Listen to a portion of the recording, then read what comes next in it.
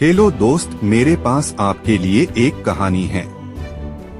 राजा और तोता की कहानी।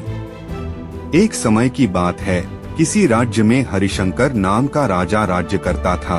उस राजा के 3 पुत्र थे। वह चाहते थे कि उनका सबसे काबिल बेटा उनकी गद्दी संभाले, लेकिन वह इस बात को लेकर झिझक रहे थे कि तीनों में से वह किसे राजगद्दी सौंपे। एक दिन राजा को एक युक्ति सूझी। उसी समय उसने अपने तीनों पुत्रों को बुलाया और कहा, बेटे, आज मैं आप सभी से एक सवाल पूछता हूँ कि अगर आपके सामने कोई अपराधी खड़ा हो तो आप उसके साथ क्या करेंगे। इस पर राजा के पहले बेटे ने कहा, उस अपराधी को मृत्युदंड दिया जाना चाहिए। वहीं दूसरे बेटे ने कहा, अपराधी को कालकोठरी में बांध देना चाहिए। वहीं तीसरे बेटे ने कहा, पिताजी, हमें उसे सजा देने से पहले यह देखना चाहिए कि उसने वास्तव में अपराध किया है या नहीं। इस पर राजा के तीसरे बेटे ने सबको कहानी बताई। एक राजा था जिसके पास एक बुद्धिमान तोता था। एक बार तोते ने राजा से कहा, मैं अपने माता पिता के पास जाना चाहता हूँ। राजा ने उसकी बात नहीं मानी, लेकिन तोते ने हार नहीं मानी। उन्होंने महाराजा से लगातार अनुरोध किया कि मुझे मेरे माता पिता के पास जाने दिया जाए। आखिरकार राजा तोते की बात से सहमत हो गया और बोला, ठीक है, तुम अपने माता पिता से मिलने आओ, लेकिन वहाँ अधिक देर तक मत रुकना।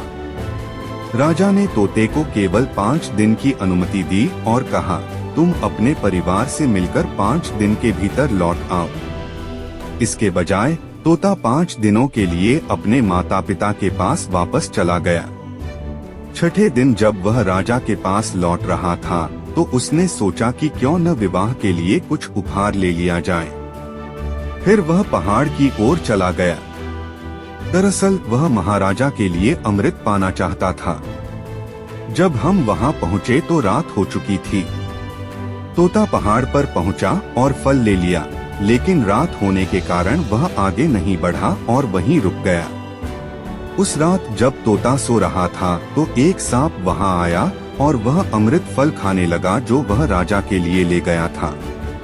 सांप ने फल खा लिया, जिससे फल में जहर फैल गया। हालांकि तोते को इस बात की भनक तक नहीं लगी।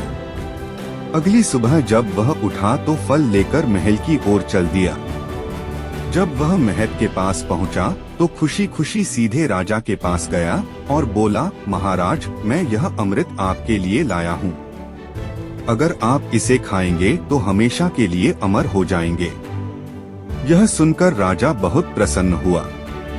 उन्होंने तुरंत उस अमृत फल को खाने को कहा। इस पर एक मंत्री ने कहा, रुको सर, आप इस फल को बिना जांचे कैसे खा सकते हैं? जरा देखिए कि तोते द्वारा लाया गया यह अमृत सच है या नहीं। राजा ने मंत्री की बात मान ली और कहा कि यह फल तुरंत किसी कुत्ते को खिला देना चाहिए। राजा की अनुमति पाकर सिपाही ने फल का एक टुकड़ा कुत्ते को खिलाया। फल खाते ही कुत्ता मर गया। यह देखकर राजा क्रोध से आग बबूला हो गए। क्रोध में आकर उसने तलवार से तोते का सिर काट दिया, फल भी फेंके। कुछ वर्षों के बाद उसी स्थान पर एक पौधा निकला। यह देखकर राजा को लगा कि यह वही जहरीला फल वाला पौधा है। उसने सभी को उस पेड़ का फल न खाने का आदेश दिया। कुछ दिनों के बाद एक बूढ़ा आदमी उस पेड़ के नीचे आराम करने के लिए रुका। उसे बहुत भूख भी लगी थी। उसने उसी पेड़ से फल तोड़ लिया और खाने लगा।